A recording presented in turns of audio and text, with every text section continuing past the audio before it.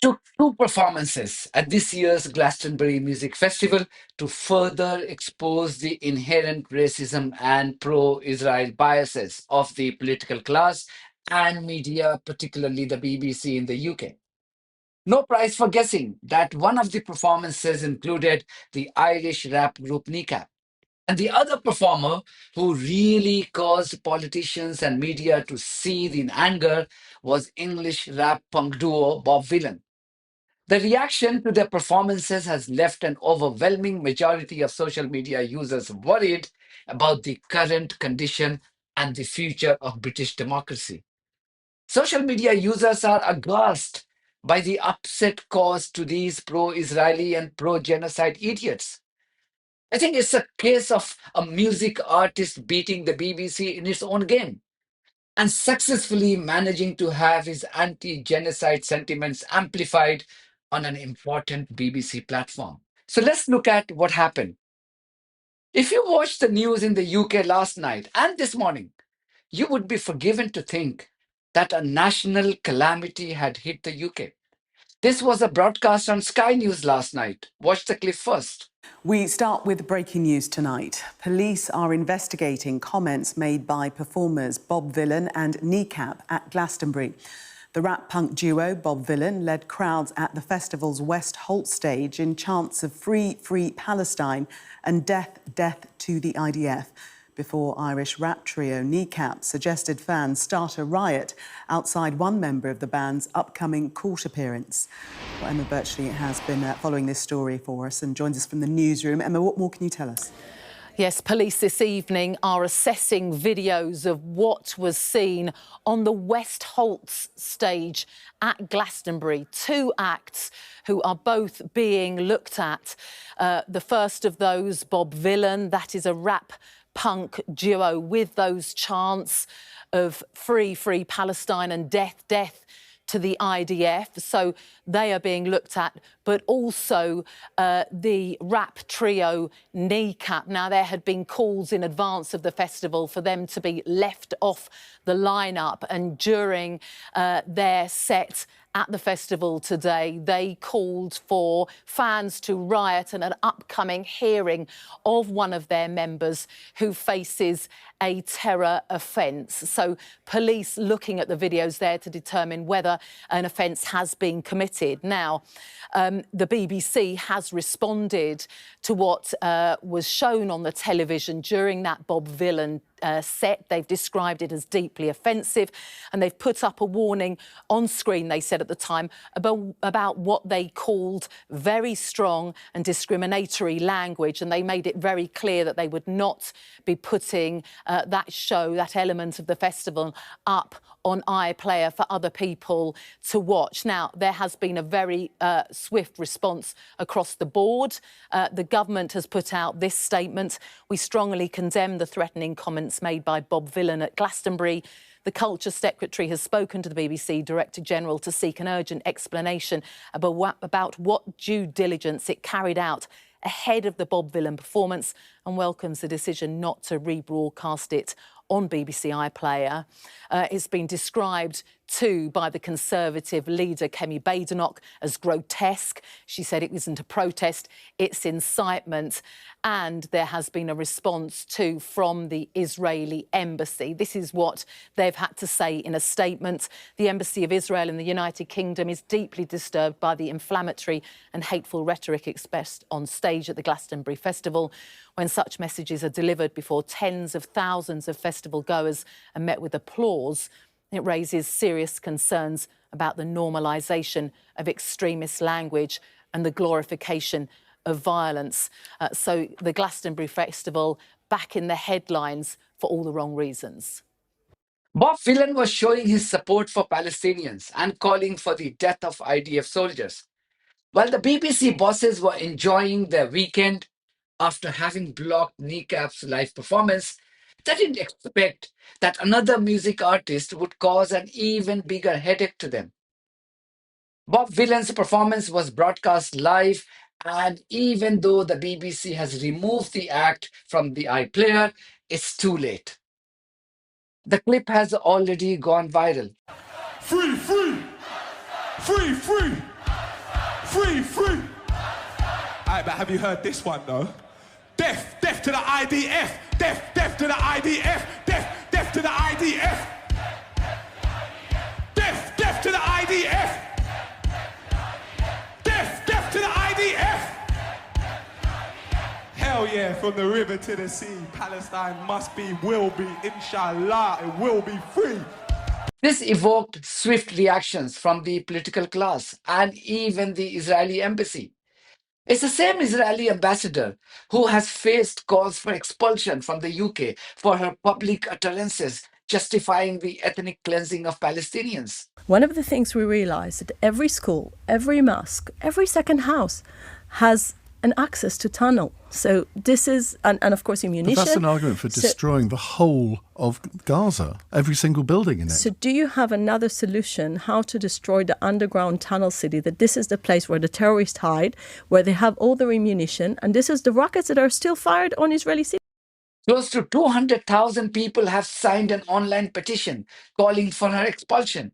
But did you see any outrage from the same British political class? If anything, the UK Home Secretary, whose job is to maintain law and order in the country, was proudly posing for a photo with this genocide denier and proponent of Palestinians' ethnic cleansing.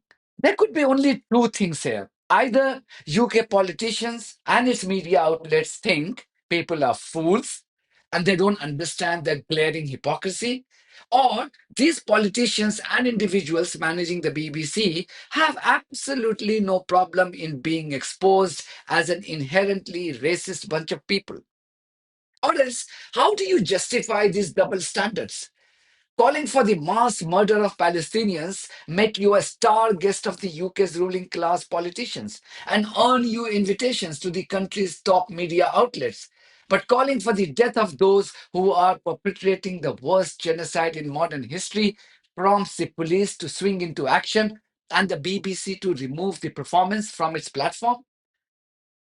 Meanwhile, there is no outrage on the brutalities committed by the IDF in Gaza and even the occupied West Bank. I've just uploaded a video of IDF terrorists firing at paramedics in Jenin just because they decided to rush to help a Palestinian woman who was bleeding profusely following an attack by IDF terrorists. You can watch it on our Telegram channel, details on the screen. And you still think the British political class and its media are not biased? The only positive development was a surprising stand taken by UK Health Secretary Wes Streeting, who said this on Sky News this morning. This wasn't just about the people on stage. The Israeli embassy said last night that when such messages are delivered before tens of thousands of festival goers and met with applause, it raises serious concerns about the normalization of extremist language and the glorification of violence.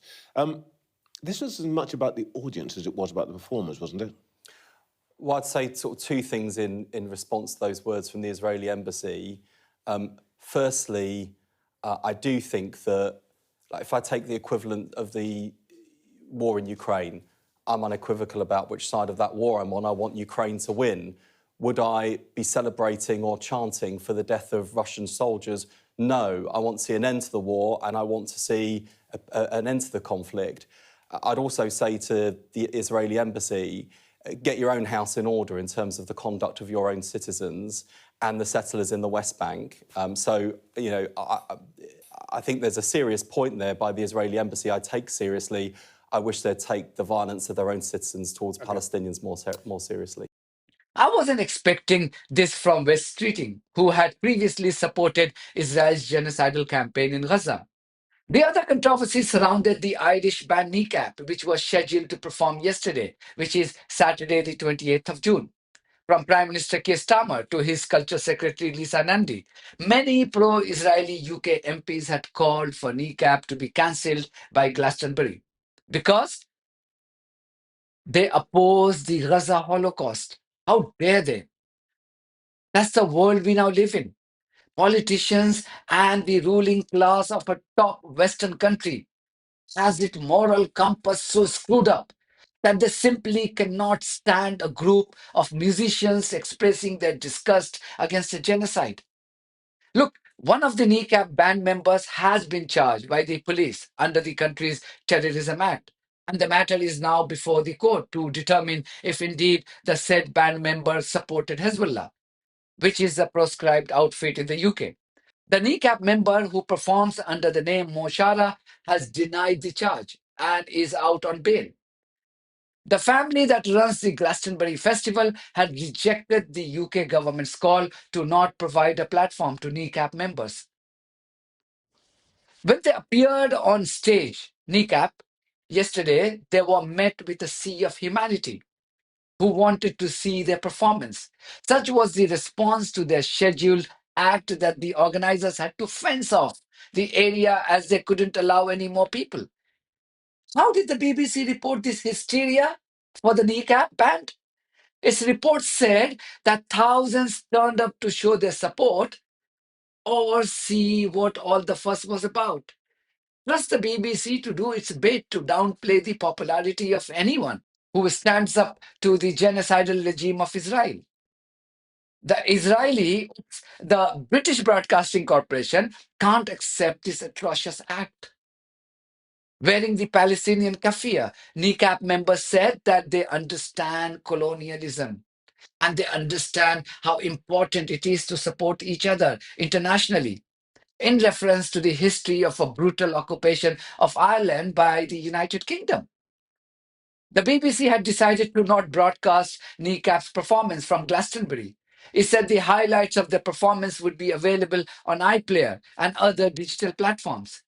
Since the BBC has blocked the broadcast of Kneecap, a woman took it upon herself to live stream their act using her mobile phone, and it clocked millions of views. The funny thing is, I'll just stand here a minute. I think I've got a burn on my finger from holding my phone, which overheated. I got my battery pack here. That sort of saves the day. If you enjoyed the video and you were grateful, please just give me a follow. I got lots of important things to say. I really, really appreciate it. And I hope you've appreciated seeing Kneecap live from Glastonbury. So the BBC blocked the Kneecap, and this is the irony. BBC blocked the Kneecap performance so that free Palestine chants could not be broadcast. It ended up live streaming Bob Vylan's Death to the IDF chant instead. That's it from me. Thank you very much for your support of this platform and our journalism on buymeacoffee.com and Patreon. If you too think our journalism is worth supporting, then you too should consider becoming part of it. Details are there in the description of this video. In the meantime, if you haven't subscribed to my channel, please do so, because that's one of the many ways you can support independent journalism. God bless you all.